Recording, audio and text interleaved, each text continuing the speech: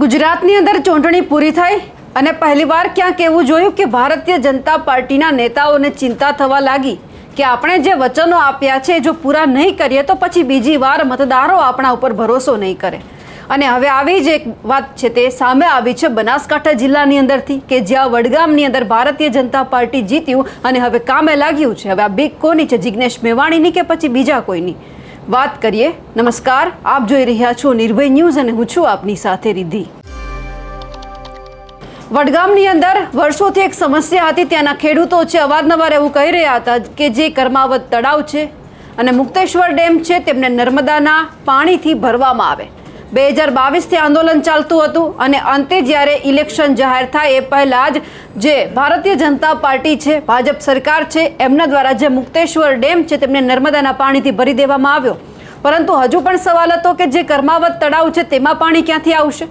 ખેડૂતોએ અનેકવાર રજૂઆત કરી કે પાણી આપો, અમારે સિંચાઈની જરૂર છે, ત્યારે પણ પાણી નહોતું આપવામાં આવ્યું। હવે આ તમામ બાબતે જ્યારે ભારતીય જનતા પાર્ટી અહીંયા જીતી છે એટલે હવે ભાજપના નેતાઓ કામે લાગ્યા છે। વડગામ તાલુકામાં પાણીની સમસ્યાને લઈને નેતાઓ હવે ગામડાઓમાં પહોંચી રહ્યા છે। ચૂંટણી દરમિયાન જે વચનો આપ્યા હતા તે પૂરા કરવા માટે હવે કોમ્બિંગ શરૂ કરી દીધું છે ભારતીય જનતા પાર્ટીના નેતાઓએ। વડગામ વિસ્તારના ગામડાઓમાં પાણીની સમસ્યા દૂર કરવા ચૂંટણીમાં જે વચનો આપ્યા હતા તેમને પૂરા કરવા માટે હવે ખેડૂતોને પણ આ નેતાઓ મળી રહ્યા છે। જીત બાદ પૂર્વ ધારાસભ્ય વસંત ભટોડની આગેવાનીમાં જિલ્લા પંચાયત, તાલુકા પંચાયતના નેતાઓ પાણીની સમસ્યાનું ઝડપે નિરાકરણ કઈ રીતે આવે, પાણી કઈ રીતે ગામડાઓ સુધી પહોંચે તેમનું નિરીક્ષણ કરવા માટે પહોંચ્યા હતા। કર્માવત તળાવમાં પાણી નાખવા માટેની ચાલતી જે સંપની કામગીરી છે તેમની પણ મુલાકાત લીધી હતી। આ સાથે જ જે પૂર્વ ધારાસભ્ય છે વસંત ભટોડ, પૂર્વ જે બનાસ ડેરીના ડિરેક્ટર છે દિનેશ ભટોડ, આર.કે. ચૌધરી અને જિલ્લા તાલુકા પંચાયતના જે સદસ્યો છે એમણે પણ ગામડાઓમાં પાણીની સમસ્યાને લઈને તાગ મેળવ્યો હતો। વડગામ વિસ્તારના ઘણા ગામડાઓમાં સિંચાઈની હજુ પણ સમસ્યા છે, ત્યાં પાણી નથી આવતું। ખેડૂતોને અત્યારે પણ હેરાનગતિ થઈ રહી છે, ઉનાળો ચાલી રહ્યો છે, તેમનો પણ તાગ મેળવવામાં આવ્યો હતો। સ્થાનિક સ્વરાજ્યની ચૂંટણીમાં ભાજપના નેતાઓએ જે તળાવો તાત્કાલિક ભરવાના જે વચનો આપ્યા હતા તેમના માટેની હવે જે આ પ્રક્રિયા છે તે પણ શરૂ કરી દેવામાં આવી છે। ખાસ કરીને જે વડગામ, છાપી અને આઝાદીબાદ જે જલોત્રા જિલ્લા પંચાયત છે એ બેઠક ઉપર ભારતીય જનતા પાર્ટીએ આ વખતે કબજો મેળવ્યો છે।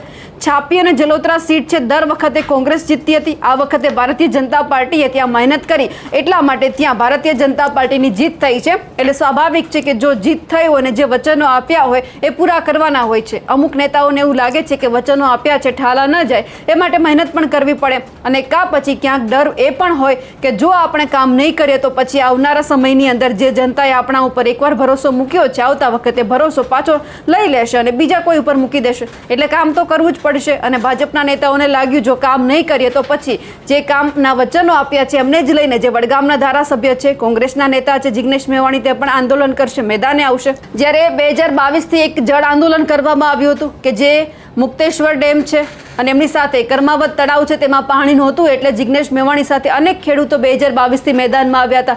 અનેકવાર CR પાટીલે રજૂઆત કરવામાં આવી હતી। પણ આ બધાની વચ્ચે હવે એ જોવાનું છે કે જ્યારે આ કામગીરી હવે ચાલી રહી છે ત્યારે ખરેખર એકવાર મુલાકાત લીધી એ પછી ક્યાંક આ મુલાકાત ભૂલાઈ ન જાય અને જે કામગીરી ચાલી રહી છે એ પણ ઊભી ન રહી જાય તે પણ જોવાનું કામ ભાજપના નેતાઓનું હોય છે। એ દ્રશ્ય ઉપર પણ નજર કરીએ કે જ્યારે ભારતીય જનતા પાર્ટીના નેતાઓ આ તમામ કામગીરી કરી રહ્યા છે, વચનો પૂરા કરી રહ્યા છે।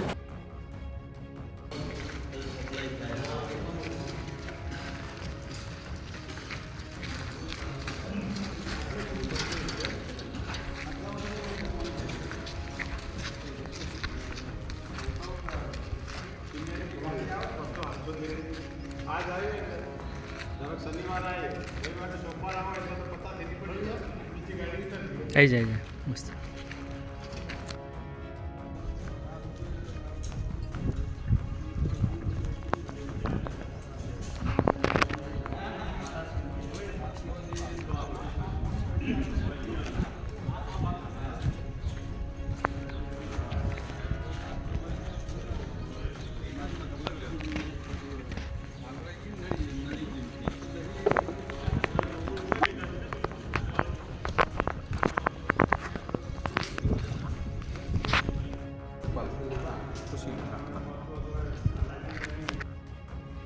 જે મુક્તેશ્વર ડેમ છે ચૂંટણી પહેલા નર્મદાના પાણીથી ભરી દેવામાં આવ્યો હતો એટલે સ્વાભાવિક છે કે ક્યાંક સ્થાનિક સ્વરાજ્યની ચૂંટણી ભારતીય જનતા પાર્ટીને સતાવતી હોય, કામગીરી કરી હોય. ચાલો માન્યું કે ચૂંટણી સમય તો ચૂંટણી સમયે ખેડૂતોને પાણી તો આપ્યું હતું. હવે જોવાનું છે કે આ પાણી દર વર્ષે આ જ રીતે ભરવામાં આવે છે કે પછી ખેડૂતોએ આ જ રીતે આંદોલન કરવું પડે છે.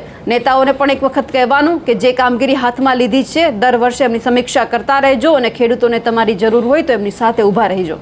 અમારા અહેવાલને લઈને આપનું શું માનવું છે કમેન્ટ કરીને ચોક્કસથી જણાવજો. સાથે જ અમારી નિર્ભય ન્યૂઝ ચેનલને લાઇક, શેર અને સબસ્ક્રાઇબ કરવાનું ભૂલશો નહીં. નમસ્કાર.